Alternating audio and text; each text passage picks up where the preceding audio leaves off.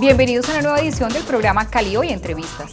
En nuestro tema central, hoy estaremos abordando lo que viene con la firma del Acuerdo Final de Paz.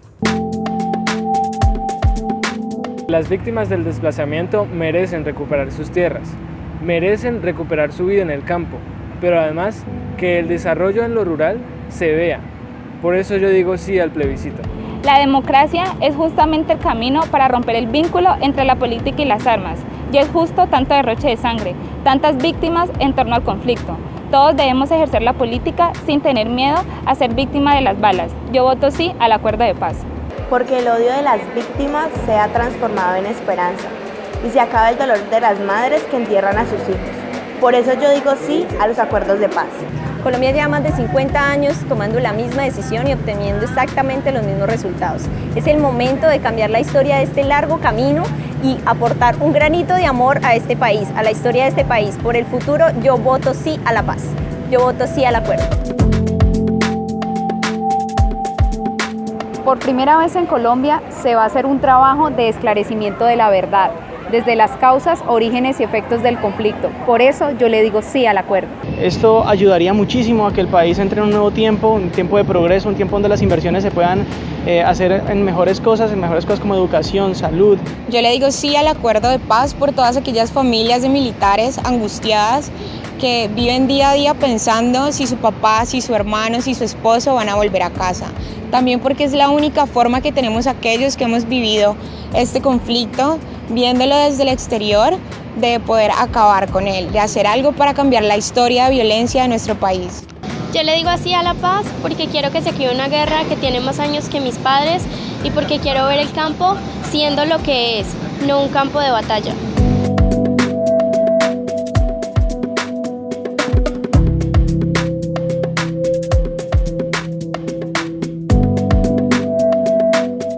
Y para abordar este tema, hoy hemos invitado al docente e investigador José Fernelly Domínguez. Él, a lo largo de su trayectoria académica e investigativa, ha hecho importantes investigaciones que dan cuenta precisamente de lo que ha sido este conflicto en nuestro país. Con él estaremos estableciendo este interesante diálogo, así es que vamos a darle la bienvenida, profesor José Fernelly, bienvenido al programa Cali Hoy Entrevistas. Buenas tardes, Liliana, buenas tardes a toda la amable teleaudiencia. Bueno, para iniciar, profesor, me interesa que usted nos cuente un poco, usted además es el coordinador del grupo de investigación JICOVI en comunicación y violencia y precisamente unas líneas de investigación se ha dedicado mucho también a comprender todo este fenómeno de la violencia en Colombia. Cuéntenos un poco de esa trayectoria de su grupo de investigación y particularmente la suya, que se ha dedicado también a comprender un poco el papel de las FARC en la historia del conflicto colombiano. Bueno, inicialmente estuvimos trabajando todo lo que ha sido la historia y sociología de las FARC, desde su creación en 1964. Hicimos todo el seguimiento hasta el año 2008, cuando se produjeron las movilizaciones en contra de este grupo armado y en contra de la violencia en general, en los años 2007 y 2008. Ahora estamos recogiendo ya todo el contexto completo hasta el día de la firma del acuerdo de paz. Como un hecho histórico, precisamente este martes 26 de septiembre tuvimos la oportunidad de ver la firma final de ese acuerdo. ¿Qué significado tiene usted que se ha dedicado durante tantos años a investigar precisamente este conflicto armado en Colombia, donde un actor protagónico ha sido las FARC? ¿Qué significado tiene para el país estar en este momento coyuntural? Bueno, es abrir una puerta, es abrir una puerta de cara a un nuevo amanecer, de cara a construir en los próximos 15 años, algunos hablan de 20 años, un nuevo país, una nueva manera de relacionarse. Es darnos la posibilidad de reconsiderar sobre todo el modelo político, y el modelo económico que ha regido en Colombia durante todo el siglo XIX, después de la independencia, el siglo XX hasta hoy. La Constitución del 91 no logró, hizo algunos avances que todavía se conservan, pero todas las redes clientelares, la costumbre patriarcal, todos los males que han aquejado a Colombia finalmente ahogaron la Constitución del 91 y ahora toca comenzar de nuevo. El problema es que el sí logre ganar en las votaciones del próximo 2 de octubre. Logramos abrir esa puerta. De lo contrario, retrocedemos al pasado 15, 20 años más. Este documento del acuerdo es el resultado de un largo y arduo trabajo por más de 4 años en esta fase. Uno podría decir que es el resultado de un proceso. A su juicio y con la experiencia investigativa que usted tiene, ¿cuál cree que son las claves más importantes que están condensadas en este documento? Bueno, de los 6 puntos que integran el acuerdo, solo uno está relacionado directamente con las FARC. Todos los demás, bueno, y el punto 6, que es la finalización del acuerdo, los protocolos de cómo garantizar el cumplimiento de los compromisos de parte del gobierno y de parte de las FARC. Pero solo hay un punto, el punto 3, que tiene que ver con todos los protocolos para lograr la desmovilización, la reincorporación y la dejación de armas. El resto de puntos, por ejemplo el punto 1, que tiene que ver con la reforma agraria, o lo que han llamado reforma rural integral, son una deuda histórica que se tiene desde el siglo XX. 1936 se produce la primera ley de reforma agraria, la ley 200, y esa ley 200 fue echada abajo en el gobierno de Mariano Ospina Pérez a partir del 46, y es parte de lo que está a la base de la violencia liberal conservadora. Entonces, hay una serie de deudas allí. El punto 2, que tiene que ver con la apertura política para garantizar que más gente, que más partidos, sobre todo en las regiones olvidadas, tengan una participación en el gobierno central. Colombia tiene un modelo centralista, y lo que no pase por Bogotá no pasa por el resto de las regiones. Ese es el modelo que ha imperado y que ha excluido enorme cantidad de poblaciones, parte de las cuales han estado como población disponible al servicio o de las guerrillas o de los paramilitares o de las bandas criminales. Hay una deuda histórica y eso es lo que trata de pagar estos acuerdos de paz. ¿El punto 4 a qué se refiere? El punto 4 está relacionado con el narcotráfico. El narcotráfico es otra deuda que tenemos con el mundo. El narcotráfico es una actividad ligada al mundo, a la globalización de la economía. Coloca las bases para la legalización al menos de las drogas blandas. Es decir, el tratamiento que se le va a dar a las comunidades campesinas que están cultivando coca, sobre todo, es el de sustitución de cultivos, el de poderles facilitar el comercio, poderles facilitar la salida de sus productos al mercado, que eso es lo que hace tan cara la comercialización de esos productos, donde el campesino no tiene cómo sacar la yuca, los plátanos, no hay carreteras, no hay medios de transporte, no hay créditos blandos que le permita producir en el campo. Pues la coca es un cultivo que maneja mucho dinero y le permite al campesino sobrevivir, porque tampoco las ganancias para el cultivador original son tan grandes como la tienen los comerciantes, los traficantes. Entonces, reforma rural integral y el punto 4, que tiene que ver con el problema del narcotráfico, están ligados íntimamente. Que es el que se refiere a la sustitución de los cultivos ilícitos. Correcto. Y al tratamiento que le van a dar, no solo al campesino que produce coca, sino a los consumidores. Es decir, el mundo académico sobre todo, y el contexto europeo, Holanda, que fue el primer país que legalizó el consumo de droga, el tráfico de drogas blandas, estamos hablando del alcohol, la marihuana y la cocaína, legalizó esos productos, o sea que el negocio se dañó, porque el narcotráfico, el tráfico de estupefacientes es negocio porque es ilegal. Si deja de ser ilegal, el negocio se cae. A los narcotraficantes no les conviene eso. Y hay sectores de las élites colombianas ligados a los negocios del narcotráfico que tampoco les conviene la legalización. En Estados Unidos se mueven muchos millones de dólares alrededor del tráfico de estupefacientes y eso conviene a la economía norteamericana. De hecho, hay estados donde la marihuana es ya un producto agrícola de primer orden más que el trigo porque beneficia la economía norteamericana. Las élites colombianas estaban plegadas a los intereses norteamericanos y a Norteamérica todavía no le interesa legalizar las drogas porque se viene abajo buena parte de las utilidades que da la ilegalidad. Bueno, pero antes de continuar, para que usted vaya un poco pensando sobre el asunto, hay una problemática que es la que a veces genera más discusión y es el tema de la justicia. Sobre eso vamos a hablar después de volver de un pequeño corte.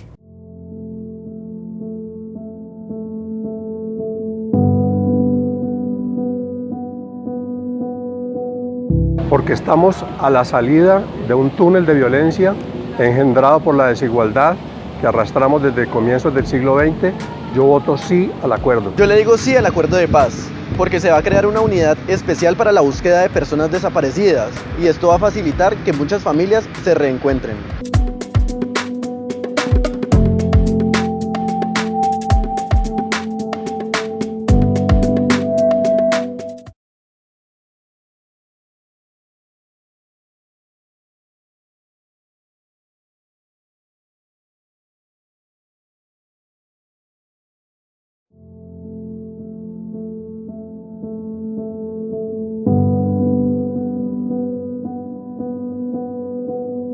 Somos el soldado muerto o mutilado por las minas antipersona. Somos el campesino que tuvo que abandonar su tierra. Somos el guerrillero que nunca pudo jugar en su infancia porque solo conoció la guerra.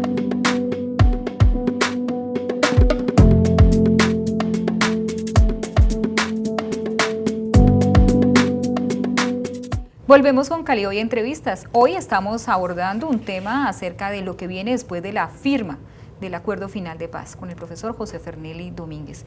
En el segmento anterior estábamos hablando sobre el tema de la justicia, o sea, estamos hablando de que hay una serie de situaciones que pueden estar tipificadas como delitos, pero que en este acuerdo se empiezan a tratar de una manera que implica también comprender nuevas formas de ejercer esa justicia con unas condiciones diferenciadoras. Háblenos un poco acerca de eso, porque tengo entendido que dentro del documento, por ejemplo, se especifica que se va a crear ese tribunal de justicia transicional y eso ya implica que todos entendamos que esta es una dimensión diferente de hacer justicia también. Bueno, algo que los televidentes deben de tener claro es que la justicia transicional es una justicia política. Se ha aplicado más o menos a 56 conflictos armados en todo el mundo en los últimos 50 años. Entonces, se llama transicional porque se trata de parar los efectos de la legislación penal para permitir la paz. Entonces, la paz es un bien supremo frente al cual se sacrifican muchas cosas. Entonces, lo primero es que si hay un actor armado con plata, con armas de última generación, y la sociedad o el Estado requiere que se desarme, para desarmarlo, ningún actor se va a desarmar para decir yo dejo las armas y me voy para la cárcel, para que me metan 20, 30 años o más por crímenes de lesa humanidad. Quien está armado debe recibir una propuesta. ¿Qué recibo yo a cambio de desarmarme? Entonces la sociedad valora cuál es el bien mayor. El bien mayor es parar la guerra, es que los fusiles, que las balas no se escuchen más y que no sean el medio para el debate político y que pueda darse el debate sin balas, sin armas de fuego de por medio. Entonces todas las sociedades que se han sometido a la justicia transicional, los conflictos los han sometido a la justicia transicional, han valorado ese bien mayor. Entonces, es una negociación y en toda negociación no se trata de que hay uno que tiene la fuerza y se la gana toda y somete al otro. Entonces, no hay negociación, es sometimiento. ¿Qué diferencia hay entre este proceso que estamos viviendo ahora, pues con la firma entre el gobierno y las FARC y procesos anteriores, por ejemplo, como los que tuvo el gobierno con otro tipo de grupos armados como los paramilitares? Se supone que con los paramilitares hubo una negociación igualmente. Criminales como Mancuso, HH, por ejemplo, que fue el que comandó el bloque Calima en el Valle del Cauca, es un criminal que tiene 70 masacres en sus costillas, más de 2.500 personas solo las asesinadas en masacres. Bueno, más de 4.000 dirigentes campesinos, maestros asesinados a lo largo de 6 años más o menos que estuvieron en el Valle del Cauca, el norte del Cauca y Nariño. A ellos igualmente se les ofreció que pagarían penas máximo de 8 años. Es el mismo contexto que se está ofreciendo a la guerrilla de las FARC. Sobre una condición. Dejación de armas. Dejan las armas, se organizan como partido político y dejan de utilizar los fusiles como medio para la propaganda política y para imponer sus ideas políticas. ¿La diferencia cuál es? En el caso de los paramilitares, muy pocos están en la cárcel, muy pocos pagaron sus 8 años. Los jefes, los principales responsables, como el precio era que tenían que decir la verdad. Y no repetición. Y no repetición. Entonces, estos jefes comenzaron a cantar, para utilizar el término popular. Más coloquial, sí.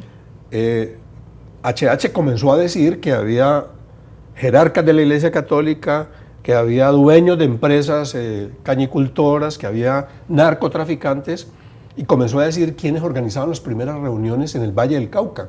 Fueron comandadas por algunos periodistas. Allí hubo gente de la élite. Antes de que siguiera hablando, lo mandaron para Estados Unidos, igual que a Mancuso, igual que a todos los demás. Es decir, con ellos hubo impunidad. Y fueron acusados en Estados Unidos por narcotráfico, pero el narcotráfico era el mal menor. El mal mayor para la humanidad son la cantidad de masacres. 2.500 masacres en todo el país. Con este punto quiero preguntarle qué pasa con las víctimas del conflicto en este contexto, digamos, en el que estamos, que cobran un papel importante en este proceso. Comparando los dos procesos, en el proceso con los paramilitares las víctimas no importaron. O sea, allí no hubo una política, allí no hubo el contexto que actualmente ya existe. En este proceso, a diferencia del anterior, este proceso gira en torno a las víctimas. Primero, las víctimas exigen una primera prueba de justicia, una primera muestra de justicia. Y la justicia más elemental es saber la verdad. ¿Quién lo hizo? Primero, ¿quién perpetró? ¿Quién fue el perpetrador inicial? ¿Quién fue el autor intelectual? ¿Quién financió? ¿Dónde lo hicieron? ¿Dónde están los cadáveres de centenares de miles de víctimas que no se sabe dónde los enterraron? ¿Dónde los desaparecieron? Y después de eso es la reparación, o sea, la primera reparación es la verdad. En segundo lugar, las FARC tienen que decir dónde tienen sus recursos y tienen que utilizar los recursos para reparar las comunidades que fueron afectadas directamente por ellos. Pero no solamente las FARC, es que hay miembros de las élites que patrocinaron paramilitares, que patrocinaron bandas locales al servicio de determinados ganaderos, agricultores que querían quedarse con unas tierras. Esos también tienen que ir a declarar. Y déjeme decirle, el primero que tiene que ir a declarar es Álvaro Uribe Vélez. ¿Cuál fue su participación por acción o por omisión? ¿Cuál es la responsabilidad que tiene, por ejemplo, en la masacre del Aro? En este momento hay un proceso en la Corte Interamericana de Derechos Humanos porque Colombia no ha logrado juzgarlo. Eso no ha pasado a la Comisión de Acusaciones. Ese proceso ya salió del Tribunal Superior de Medellín, el tribunal falló y ese proceso va a la Corte Interamericana de Derechos Humanos, está allá. Entonces, uno de los principales temores que tiene la gente que está por el no es, bueno, no la gente del pueblo, que es la que está por ignorancia manipulada con una cantidad de mentiras. Los sectores de extrema derecha encabezados por Álvaro Uribe en el Centro Democrático tienen dos temores básicos. Uno, los que se apropiaron de tierras tienen que devolverlas. Todas las tierras ilegales, comenzando por Pretel, que tiene varios procesos por haber comprado a bajo precio unas tierras que le quitaban a unos campesinos en la costa. Y dos, que tienen que ir a la Comisión de la Verdad. La Comisión de la Verdad está pactada en los acuerdos. Es una comisión que está conformada por gente que por notables, parte del dice allí. modelo de justicia transicional. Claro, esa comisión debe, por allí tienen que desfilar centenares, decenas y miles de personas a contar qué pasó. Primero a decir, mire, yo fui afectado por esto, quiero saber la verdad, quién mató a mi hermano, a mi hijo, a mi esposa, quién me quitó las tierras. Son todas las reclamaciones. Y de otro lado, los que fueron autores intelectuales o materiales o perpetradores tienen que ir a contar qué pasó. Si no lo hacen, bueno, contando, sobre todo si son crímenes de lesa humanidad, pueden someterse hasta 8 años de privación de la libertad, en unas condiciones especiales que han sido pactadas. Pero si no lo hacen, se exponen a pagar 20 años de cárcel efectiva con barrotes. ¿Sí? Y a propósito del tema de las víctimas, es importante que hablemos acerca de el significado del perdón, pero de eso vamos a hablar una vez regresemos del corte comercial.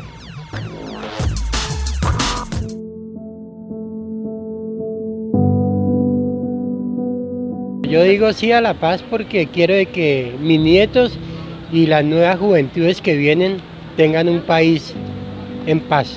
La paz no la hacen unos cuantos, la paz se construye con los territorios, la paz depende de cada uno de nosotros. Yo digo sí al acuerdo de paz. Yo sí creo en los acuerdos de paz porque no es justo que después de 50 años de violencia nos sigamos matando. Una violencia que ha dejado más de 250.000 muertos y más de 5 millones de desplazados. Yo creo en la reconciliación, yo creo en el perdón, yo creo en la paz. Colombia merece que las nuevas generaciones crezcan en paz, donde las ideas diferentes puedan ser expresadas sin necesidad de recurrir a las armas. Por eso yo le digo sí al acuerdo.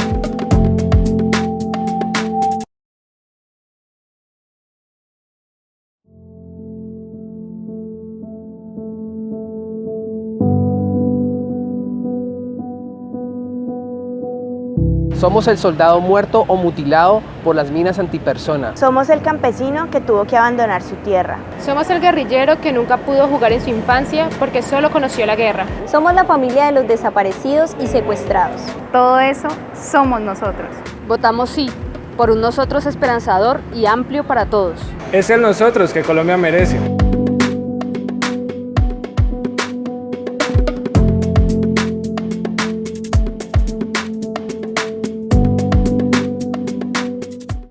A propósito del perdón, el día 26 de septiembre, cuando se hizo la lectura de la firma del acuerdo, en el discurso de Rodrigo Londoño, máximo jefe de las FARC, en su intervención mencionaba textualmente su ofrecimiento de pedir o de ofrecer más bien el perdón a todas las víctimas por el dolor, por los daños causados. ¿Qué significa también en este proceso hacer un reconocimiento público del perdón? Sobre todo porque lo que viene más allá de la firma es una etapa de reconciliación y de ver cómo empezamos a operativizar lo que está en el documento, como una letra en un papel. El perdón es la piedra angular que permite seguir hablando. Si no hay solicitud de ser perdonado, yo creo que allí hubo una equivocación de los términos, ¿no? Porque él ofreció perdón, él tenía que pedir perdón, pero bueno, todo el mundo entendió que estaba pidiendo perdón por los crímenes cometidos en donde causaron dolor. Es una puerta que se abre para restañar, para restituir una relación dañada. El crimen es una forma de terminar una relación social, pero esa relación social, esa fractura se puede restituir mediante esa palabra. Yo pido perdón por lo que hice y al pedir perdón estoy mostrando que estoy arrepentido. Es decir, es arrepentimiento el que se está demostrando y el arrepentimiento va seguido de la disponibilidad para restituir el daño, para reparar el daño. Dígame, desde su trayectoria también y desde su apuesta personal, 3 razones por las cuales usted considera que es importante darle un sí en el plebiscito para poder refrendar esos acuerdos que ya fueron firmados. Yo creo que son más razones, pero vamos a tratar de hacer el esfuerzo. 1, no es cierto que sea posible renegociar. El acuerdo tiene tantas cosas como condicionantes para poder llegar a negociar que no es posible. Por ejemplo, una condición era que el tráfico de estupefacientes es un delito conexo con la actividad militar. Ningún grupo va a exponerse a negociar y que eso quede por fuera para que luego lo extraditen a Estados Unidos o lo condenen por narcotráfico. Ningún grupo lo va a hacer. De otro lado, están siendo reconocidos como actores políticos, no como delincuentes comunes. Bueno, hay una serie de cosas que fueron pactadas. Las FARC se sientan a negociar con la condición de que esas cosas se reconozcan como actores políticos. Eso no es posible volverlo atrás. O sea, el Centro Democrático estaba haciendo propaganda en el sentido de que hay que volver a negociar. No es posible volver a negociar. Para volver a negociar se necesitan 15.000 muertos más o 20.000 muertos más. O 52 años más. Bueno, yo no creo que aguante tanto la guerra, pero mientras porque en la cabeza ilusa y loca de muchos de estos dirigentes opera es que a las FARC hay que vencerlas militarmente, y en la geografía colombiana eso es casi imposible. O sea, llevamos 52 años sin que ningún gobierno ha podido vencerlas. Políticamente están derrotadas, pero militarmente no. Y la prueba es que no solamente las FARC, está el ELN, las bandas criminales. Otra, no aprobar el plebiscito. Si el sí pierde, no pierden las FARC. Ellos tienen sus negocios, tienen dinero, tienen armas. Ellos pueden volver al monte. Bueno, matarán a algunos, lo que sea, pero seguirán. Pierde la sociedad, pierden los campesinos. Mire, de 114 millones de hectáreas cultivables que pueden producir comida en Colombia, solo producen comida 7 millones de hectáreas. Entonces, de esa cantidad, se está buscando que 10 millones que están en poder de campesinos de manera ilegal, que no tienen títulos, etcétera, sean manejadas por ellos. 7 con títulos y 3 millones que sean repartidas para que los campesinos produzcan comida. Y el último punto, nos perderemos y aplazaremos mucho más la posibilidad de una apertura política que permita que todos los grupos, movimientos sociales puedan tener oportunidad de hacer política sin armas.